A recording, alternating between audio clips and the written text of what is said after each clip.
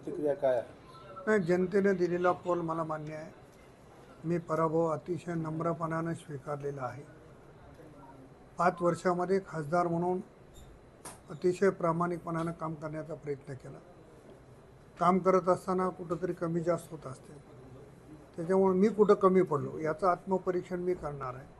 इतरावर दोष देण्यापेक्षा मी का पराभूत झालो हे मला त्याच्यातून बोध घ्यावाचा. पराभवाचा फॅक्ट कोणता वाटतो सर? पराभूतचा फॅक्टर असं आहे की तुम्हाला सगळ्या महाराष्ट्रामध्ये देशामध्ये होते काही विशिष्ट समाज हे भारतीय जनता पक्षाच्या विरोधात होते. जरांगे पाटलाचाही फॅक्टर या ठिकाणी लागू झाला, त्यामुळं माझा पराभव झाला असं मला वाटतं. चव्हाण साहेब भाजपमध्ये आले, तो फॅक्ट त्याच्यावर मी सांगितलं की अशोकराव स्वतः त्याच्यावर जास्त बोलू शकतात, परंतु त्यांच्या येण्यामुळं भारतीय जनता पक्षाला फायदा झाला.